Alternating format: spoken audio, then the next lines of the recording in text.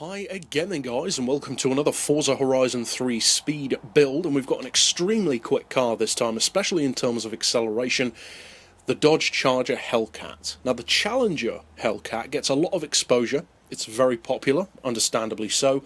The Charger though, isn't talked about as much. It's popular, but not as popular, and that's a shame, because as far as super saloons go, it's a monster. Now, as far as upgrades on this car, there are some things that some people might not want to do, such as all-wheel drive, for instance, but if you're not opposed to it, I would recommend having that. I would also recommend, as you can see, of course, that 1500 horsepower V12. As far as drivetrain, I already mentioned, all-wheel drive, and as far as aspiration, of course you want the twin-turbo. As far as the visuals, it's down to you. Rims, wings, etc, etc. For the rest, though, it's fairly obvious what you need to do. Lower the weight, increase the power, basically for everything with racing in the title, apart from maybe the anti-roll. Or not anti-roll, the roll cage, I should say. Because on newer cars, it's not really that necessary for straight line performance. On an older muscle car, it helps out a lot. On a newer one, you just don't really need it. It's more of a handling thing. Now, as far as the upgrades, or the tuning specifically, you can see that the benchmark is really good. As I said, especially as far as acceleration, 1.5 to 60 is monstrously quick. 3.2 to 100, and just under 270 flat out.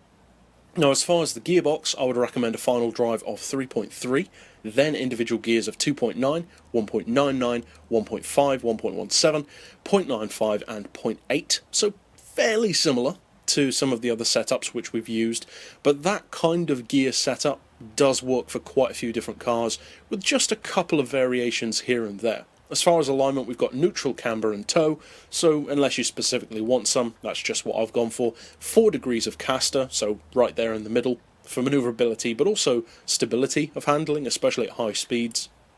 Anti-roll we've got on 32 and 20, springs on 276 and 235. Ride height I've left stock. You could change it if you want to, but I've just opted to leave it where it is.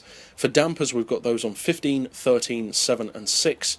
Aero doesn't apply, and for the diff, 100% on acceleration, 0 on decel, but as always, feel free to mess around with those settings, find what works best for you, and I've gone for a 75% split for this particular car in favour of the back end. So you've got that 25% power and torque going to the front to help you out off-road, of course to help with launch off the line as well, but you can definitely still drift the car, and it's still playful to drive. So that's it for the tune, and incidentally you can of course find it on my storefront. Just use the keywords down below to check that out, but let's take it out on the road to see what it can do. Now, as I said, this is an extremely rapid sedan. It's one of the quickest sedans in the game, and in real life it's an extremely quick car as well. Not quite as quick as this, but still. Now, as far as performance goes, there are some cars which have great numbers on the benchmark, but they might take a little bit longer to get to those speeds. This isn't one of them. This car flies up to that top end speed of well over 260. You can get it up to 269 pretty easily, so technically you're going a fraction above the benchmark, but with the current gear settings that I'm using, you're basically hitting the red line at that speed. So if you need it to go even quicker with draft, for instance, which it can, then just extend that a little bit lower. But overall, if you decide to use this tune or get it from my storefront, either way, I hope you have a lot of fun with it, and of course you can sub down below for more like this in the future. But for now, as always, thanks for watching.